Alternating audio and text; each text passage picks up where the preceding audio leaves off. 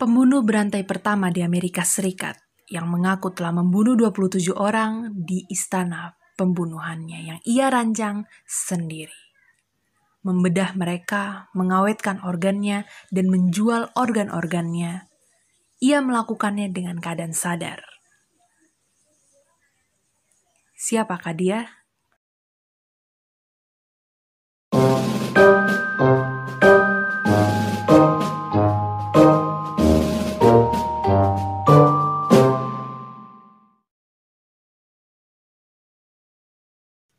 Lahir di New Hampshire pada 1861 dengan nama asli Herman Webster Mudgett, atau yang dikenal Dr. Henry Howard Holmes. H.H. Holmes adalah salah satu pembunuh berantai pertama yang dikenal di Amerika Serikat. Pria berkumis tebal yang dijuluki sebagai monster dari Chicago telah membunuh banyak korbannya di istana pembunuhan yang ia dirikan, sebuah bangunan miliknya yang didesain secara khusus sebagai tempat untuk menjebak dan menghabisi para korbannya. Holmes lahir dari keluarga yang berkecukupan dan telah menunjukkan tanda-tanda kecerdasan. Sayangnya, perilaku aneh yang ditunjukkannya sejak dulu membuat Holmes tertarik melakukan pembedahan dan menjadikannya ia menjadi seorang dokter. Pada tamat SMA, Holmes mengganti namanya menjadi Henry Howard Holmes. Lalu Holmes mulai sekolah kedokteran di University of Michigan Medical School.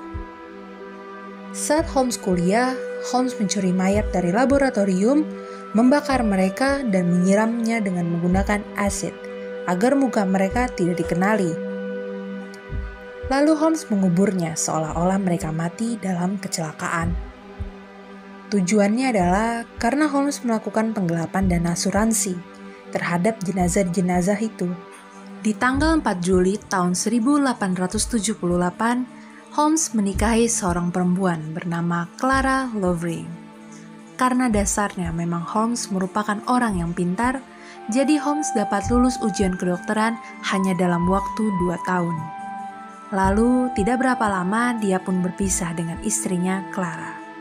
Setelah itu, Holmes pun pindah ke daerah Chicago dan mendapatkan sebuah pekerjaan menjadi seorang apoteker di sebuah apotek di daerah Chicago. Tidak lama kemudian, bisnis apoteknya pun semakin baik. Namun, sayangnya, bos apotek tempat Holmes bekerja meninggal dan mewariskan apotek itu untuk istrinya, Elizabeth. Tapi Holmes meminta agar Elizabeth mau menjual apoteknya kepada Holmes. Dan tidak berapa lama, Elizabeth pun menyetujuinya. Lalu Holmes membeli tanah luas di sebelah apotek di tahun 1887 dan membangun sebuah bangunan berlantai 2 yang digunakannya sebagai apartemen yang terletak di lantai 2 dan ruang retail serta toko obat yang baru terletak di lantai pertama. Selama masa pembangunan, Holmes memecat beberapa orang konstruksi sehingga tidak ada yang tahu apa yang ingin dibangun Holmes.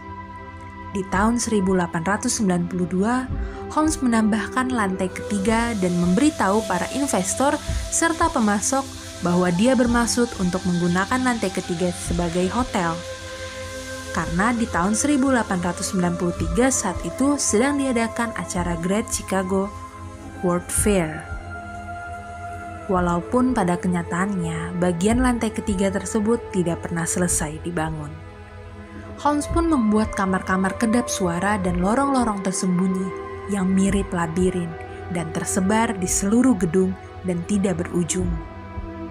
Kamar-kamarnya pun dilengkapi dengan seluncuran yang jika dilalui akan langsung menuju ke ruang bawah tanah di mana Holmes menyimpan tong yang berisi cairan asam, cairan kapur, dan krematorium untuk menyingkirkan mayat korbannya. Ternyata itu merupakan sebuah jebakan di mana ia menghabisi nyawa para tamu, termasuk para karyawannya yang kebanyakan wanita.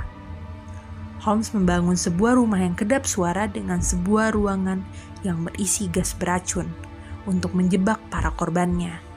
Mereka yang terjebak di kamar itu kemudian dibunuh. Tubuh mereka dibedah, sebagian organnya sengaja diawetkan untuk dijual, dan sebagian lagi dihancurkan. Salah satu korban pembunuhan pertamanya adalah Julia Smith. Julia adalah istri dari Ned Connor yang pindah ke gedung milik Holmes dan mulai bekerja di apotik miliknya. Setelah Connor mengetahui tentang perselingkuhan istrinya dengan Holmes, dia pun berhenti dari pekerjaannya dan pindah, meninggalkan Julia dan anak perempuannya yang bernama Pearl. Sedangkan Julia mendapatkan hak asuh atas Pearl dan tetap berada di hotel dan melanjutkan hubungannya dengan Holmes.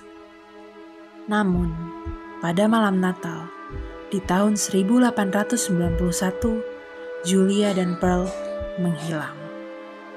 Holmes mengklaim bahwa Julia meninggal ketika dia sedang melakukan aborsi, sedangkan Pearl sendiri tidak pernah ditemukan. Kemudian kekasih Holmes lainnya yang bernama Emmeline Cigrande yang mulai bekerja di gedung miliknya pada bulan Mei 1892 juga dikabarkan menghilang di bulan yang sama. Begitupun dengan Edna Van Tassel, wanita yang juga diyakini termasuk salah satu di antara korban-korban yang dilenyapkan oleh Holmes. Ketika bekerja di gedung Chemical Bank di Durban Street, Holmes bertemu dengan Benjamin Pitezel, yang merupakan seorang tukang kayu yang memiliki catatan kriminal di masa lalu. Pitezel sempat menunjukkan pada Holmes sebuah tong batu bara yang ia ciptakan sendiri.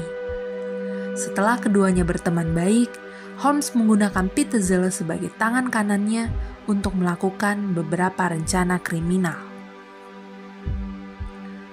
Pada awal tahun 1893, seorang aktris bernama Minnie Williams pindah ke Chicago.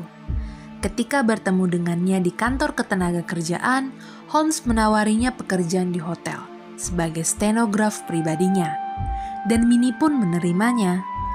Holmes kemudian membujuk Minnie untuk memindahkan akta properti miliknya yang berada di Fort Worth, Texas, kepada seorang pria yang bernama Alexander Bond, yang merupakan nama samaran Holmes sendiri. Pada bulan April 1893, Minnie memindahkan akta tersebut dengan keterangan bahwa Holmes menjabat sebagai notaris. Pada bulan berikutnya, Holmes dan Minnie menunjukkan diri mereka sebagai pasangan suami istri dan menyewa sebuah apartemen di Lincoln Park, Chicago. Saudara perempuan Minnie yang bernama Nani datang untuk mengunjunginya, dan pada bulan Juli, Nani sempat menulis kepada bibinya bahwa ia berencana untuk menemani seorang laki-laki yang ia sebut sebagai kakak Harry ke Eropa. Dan baik Minnie maupun Nani, sejak saat itu, mereka berdua tidak lagi terlihat hidup setelah tanggal 5 Juli 1893. Karena banyaknya perusahaan asuransi yang menuntut karena pembakaran yang dilakukan Holmes, Holmes pun akhirnya meninggalkan Chicago di tahun 1894 pada bulan Juli. Dan dia muncul kembali di Fort Worth, tempat ia mewarisi properti dari Minnie dan Nani Williams yang terletak di persimpangan Commerce Street dan Second Street yang modern. Di sana ia berusaha membangun kastil lain, dan ia kembali menipu sejumlah pemasok. Pada bulan Juli 1894, untuk pertama kalinya Holmes ditangkap dan dipenjara dengan tuduhan menjual barang-barang yang digadaikan di St. Louis, Missouri. Holmes kemudian bebas atas jaminan seseorang, dan ketika berada di penjara, ia sempat menjalin komunikasi dengan sesama tahanan yang bernama Marion Hetspat. Ia sedang menjalani hukuman 25 tahun penjara. Bersama dengan Hetspat, Holmes telah menyusun rencana untuk menipu sebuah perusahaan asuransi senilai $10.000 dengan membuat polis untuk dirinya sendiri dan kemudian memalsukan kematiannya. Holmes menjanjikan Hetspat komisi sebesar $500 untuk mencarikan seorang pengacara yang bisa dipercaya. Holmes diperkenalkan pada seorang pengacara muda di St. Louis yang bernama Jephthah Howe, Howe yang melakukan praktek bersama kakak laki-lakinya bernama Alphonso Howe tidak terlibat dengan Holmes ataupun Pitezel atau kegiatan penipuan mereka. Bagaimanapun, Howe menganggap skema penipuan yang dimiliki Holmes adalah hal yang brilian. Namun demikian, rencana Holmes untuk memalsukan kematiannya sendiri gagal ketika perusahaan asuransi menjadi curiga dan menolak untuk membayar. Holmes tidak mengajukan tuntutan, dan sebagai gantinya, ia menyusun rencana yang serupa dengan Pitezel. Pitezel setuju untuk memalsukan kematiannya sendiri, sehingga istri Pitezel dapat mengambil polis asuransi senilai $10.000 yang akan dibagi dengan Holmes dan Howe.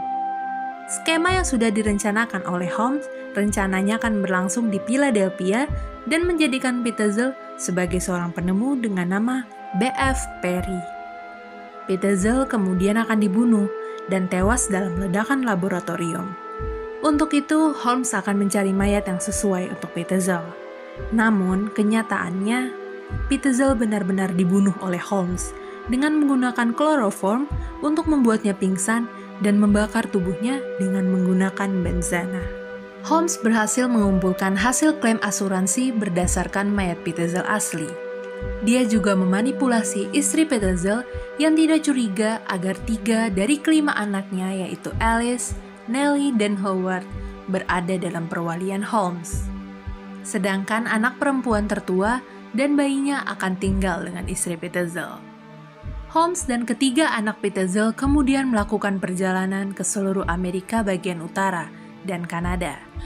Di saat yang bersamaan, ia juga menemani istri Pitezel sepanjang rute paralel, sambil menggunakan berbagai nama alias, dan berbohong kepadanya tentang kematian suaminya, serta berbohong tentang keberadaan dari ketiga anaknya yang hilang.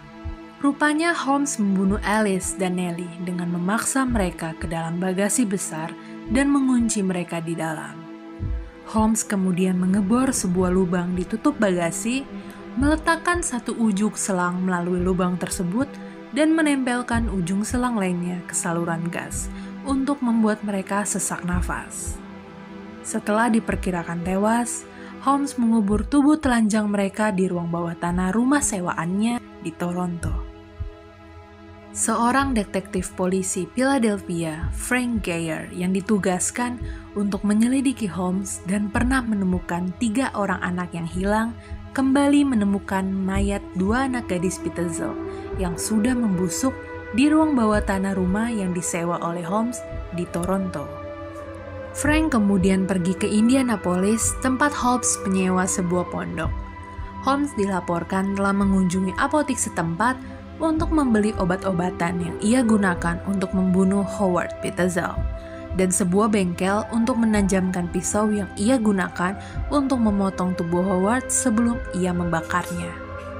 Gigi dan potongan tulang milik Howard pun ditemukan di bagian cerobong rumah. Pembunuhan yang dilakukan Holmes berakhir ketika ia ditangkap di Boston pada tanggal 17 November tahun 1894 setelah dilacak di sana oleh sebuah agensi penyelidikan yang bermarkas di Philadelphia. Ia ditahan dengan surat perintah yang luar biasa untuk pencurian kuda di Texas. Karena pihak berwenang menjadi lebih curiga dan Holmes tampak siap untuk melarikan diri dengan ditemani istri ketiganya yang sama sekali tidak curiga dengan segala kejahatan yang telah dilakukan Holmes. Menyusul penemuan mayat Alice dan Nellie pada bulan Juli 1895, polisi dan wartawan Chicago mulai menyelidiki bangunan milik Holmes yang berada di Englewood, yang sering disebut sebagai The Castle. Pada bulan Oktober tahun 1895, Holmes diadili atas pembunuhan yang dilakukannya terhadap Benjamin Pitezel. Dia dinyatakan bersalah dan didakwa dengan hukuman mati. Holmes juga terbukti membunuh anak-anak Pitezel. Selain itu, Holmes mengakui telah melakukan 27 kali pembunuhan di Chicago, Indianapolis, dan Toronto, serta 6 percobaan pembunuhan lainnya. Holmes dibayar $7.500 oleh surat kabar Hearst sebagai imbalan atas pengakuannya, yang dengan cepat diketahui kebanyakan hanyalah omong kosong. Holmes memberikan berbagai kisah kontradiktif tentang hidupnya, yang pada awalnya ia menyatakan bahwa ia tidak bersalah dan kemudian ia menyatakan bahwa ia dirasuki oleh setan. Kecenderungannya untuk berbohong sempat mempersulit para peneliti untuk memastikan kebenaran berdasarkan pernyataannya. Saat menulis pengakuannya di penjara, Holmes menyebutkan betapa drastis perubahan penampilan wajahnya sejak di penjara. Dia menggambarkan penampilan barunya yang suram sebagai sesuatu yang mengerikan dan sebagai perwujudan setan. Selain itu, dia juga menulis bahwa dia yakin atas semua yang sudah ia lakukan mulai menyerupai iblis. Pada tanggal 7 Mei tahun 1896, Holmes dieksekusi dengan cara digantung di penjara Moyamensing, yang juga dikenal sebagai penjara wilayah Philadelphia. Sampai saat kematiannya, Holmes tetap tenang dan ramah. Walaupun tidak dapat dipungkiri, ia juga menunjukkan sedikit tanda-tanda ketakutan, kecemasan, dan depresi. Sebelum dieksekusi, Holmes meminta peti matinya diisi semen dan dikuburkan sedalam 10 kaki, karena ia khawatir para perampok makam akan mencuri tubuhnya dan menggunakannya untuk pembedahan. Pada tanggal 7 Maret tahun 1914, surat kabar Chicago Tribune sempat melaporkan bahwa Quinlan, yang merupakan mantan penjaga kastil Holmes, meninggal karena bunuh diri dengan mengambil Streisand. Tubuhnya ditemukan di kamarnya dengan catatan yang berbunyi, "Aku tidak bisa tidur." Kerabat Quinlan yang masih hidup mengklaim bahwa ia telah dihantui selama beberapa bulan dan menderita halusinasi. Kastil itu sendiri secara misterius dihancurkan oleh api pada bulan Agustus tahun 1895. Menurut clipping surat kabar dari The New York Times, 2 orang terlihat memasuki bagian belakang gedung antara pukul 8 sampai 9 malam. Sekitar setengah jam kemudian, mereka terlihat keluar dari gedung dan dengan cepat melarikan diri. Setelah terdengar beberapa kali ledakan, kastil tersebut terbakar. Pihak penyelidik menemukan gas setengah kosong di bawah tangga belakang gedung. Gedung tersebut selamat dari kebakaran dan tetap digunakan sampai dihancurkan pada tahun 1938. Saat ini, Kastil Holmes ditempati oleh cabang Englewood dari layanan pos Amerika Serikat. Pada tahun 2017, di tengah tuduhan Holmes lolos dari eksekusi, tubuh Holmes digali untuk dilakukan penelitian. Karena peti matinya terkandung di dalam semen, tubuhnya ditemukan tidak membusuk secara normal. Bahkan, pakaiannya pun hampir terpelihara dengan sempurna, dan kumisnya ditemukan utuh. Setelah tubuh tersebut secara positif diidentifikasi melalui giginya sebagai milik Holmes, kemudian ia dimakamkan kembali. Dan ada satu catatan yang ditinggalkan oleh Holmes sebelum ia menjalani hukuman eksekusi gantungnya. I was born with the devil in me. I could not help the fact that I was a murderer. No more than the poet can help the inspiration to sing. I was born with the evil one standing as my sponsor, beside the bed where I was ushered into the world, and he has been with me since. It's Holmes.